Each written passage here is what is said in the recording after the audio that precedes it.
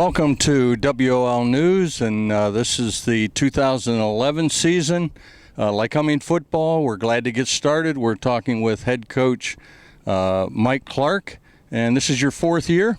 Yeah, surprisingly, John. I don't know where the time goes, but that's it. I was down at the Rotary Club on Monday and for lunch, and don't know where the first 3 years have gone, but this is it, year 4. Are you settled into Williamsport, your family and everything? Absolutely. No, we were very fortunate to find a home that we really liked. Pretty much right off the bat, and for the first time this year, we'll actually have all 3 kids at one school. They've kind of progressed, and we had 1 in elementary school and 2 in preschool, and then we kind of have gone from there. So this year they're all at the same school, which is nice because it's right on the way from our home into work, and I can take them to school in the mornings and get a chance to just spend a couple extra minutes with them. Being someone who's lived here most of my life, there is a lot to like about North Central PA, and the outdoors, and the economy seems to be pretty good and everything with the gas business. But let's talk about football. We have Rowan coming up, and I was looking over the press release that Joe puts out, and wow, these teams just are almost identical in my opinion. A lot of returning defenses from both teams. Offenses, you're trying to replace some people, and I thought of a real tough question for you when I started. If you had to replace just one player, would you rather it be the quarterback, the wide receiver, or the running back? Okay, if we had to replace just any one position. One great player coming back in the next year, they retired. Which is the toughest to replace, in your opinion? I would say quarterback. Absolutely quarterback.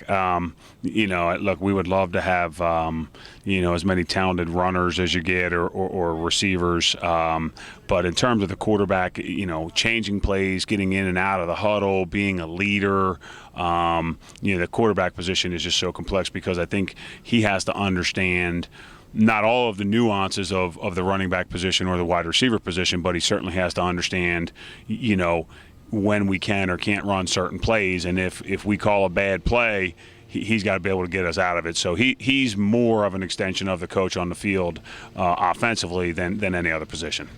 Then that leads me to my next question here, or maybe a comment from you. Rowan lost a pretty good quarterback in Tim, and I've kind of forgotten his last name. Do you remember? Yeah, I think it was Haggerty, maybe. Haggerty was it? Yeah, he's coaching with them now. Oh, is he a coach? Yeah, I believe he's a graduate assistant for them right now. But that's a big spot to, as you said, that's one of the toughest spots to maybe replace and get continuity in an offense. Yeah, absolutely. I mean, unless you're just incredibly talented around that guy and you can really simplify things for him, the experience at that position, I think, is it takes some time to get. It really does. It's not just overnight. And so, having Zach back for his junior year this year is a plus for us because he has 10 starts under his belt. Looking at Lycoming's offense, you have Josh Kleinfelder that you have to make up for. He was just a great runner, but the wide receiver's another spot that you have to pick up on. Is this, for me, the exciting thing is to look at these freshmen and sophomore that might get a chance to play, maybe even a junior, and see who the next great player is that's coming through the ranks. I guess that's the really thing I enjoy about Lycoming football. There's some people that surprise you, and freshmen, sophomores coming in, and just watching them grow and watching them step up to be the next great player at Lycoming is kind of fun, isn't it? Yeah, John, I mean, that's part of it. I mean, you hope to develop all your players, but when you lose a Josh Kleinfelder or you lose a Wags, somebody's got to be the next guy. And really at receiver, it wasn't just Ryan. It was, it was Mark Ryan as well, and it was Josh Dixon. And so, I mean, there are 3 of our top 4 receivers who graduated. So it wasn't just the best guy there.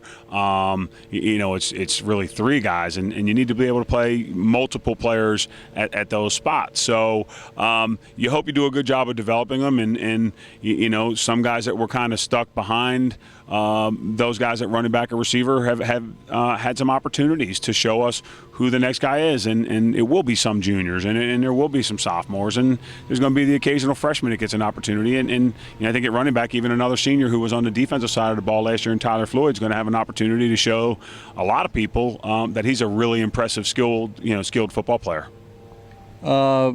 You look at the defense, and Lycoming has a lot of players who are back.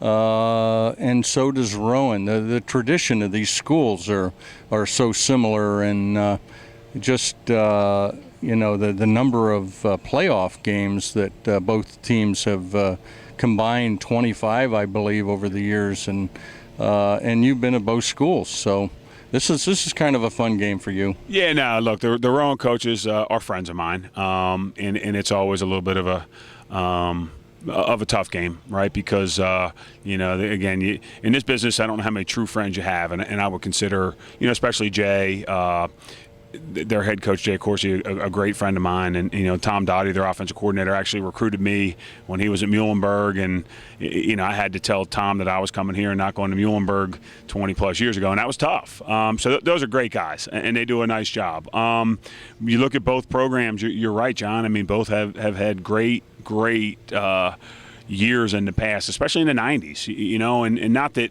the last decade was bad for either school, but certainly, you know, when you play in the national championship as often as each of us did in the 1990s, that sets an incredibly high standard. And so I'm just glad we have an opportunity to start the year against a program who is, you know, if you talked about Division III football, who's arguably, you know, definitely in the top 10 historically, and I think we are too. So it's a great matchup for the first weekend of Division III football. You had a scrimmage down at Gettysburg, I believe, Saturday. A couple questions there. How did it go, and how's the injury list look? Did you come out of that in decent shape? Yeah, physically we're pretty good, John. We actually kept some guys out that probably, if it were a regular game, would have played. So from a health standpoint, we're very pleased with where we are. You know, we thought we did some good things in the scrimmage, but there's always some things to build on. Way too many penalties, and we allowed a few more bigger plays than we would have liked to in the scrimmage. But what Gettysburg does offensively is really, really challenging to prepare for, and you know, we didn't invest a lot of time in that. But they're a handful. You know, their scheme is tough. So there's some things that we've had to focus in on yesterday, and that we'll continue to work on for the rest of the week so that we can play as well as we're capable of on Saturday afternoon. Well, that's why you play those scrimmages, so you can really get a good eye view of maybe some improvements you need to make before the first game. What was the most surprising positive thing you got out of preseason? Well, you know, we like our chemistry, John. We think this is as close of a group as we've had here since probably 2008. We think the guys enjoy being around each other a lot more. Preseason is hard, right? So, but we had a lot of fun this preseason, and that, I think, is a testament to our players and knowing that there's a certain amount of work to be done, but that they can smile and that they can be energetic and not just get through preseason. So, you know, we love the team chemistry that this group has. Well, we're excited, Williamsport Online, to get the season started. I know you are.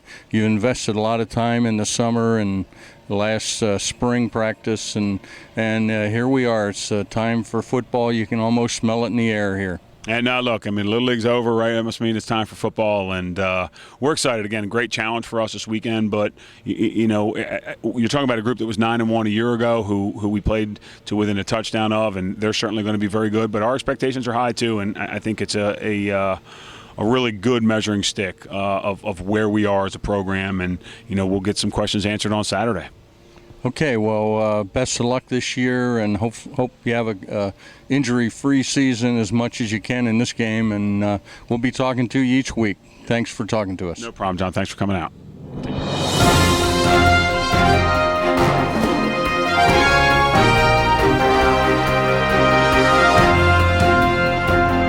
A production of WOLnews.com, your Lycoming football connection.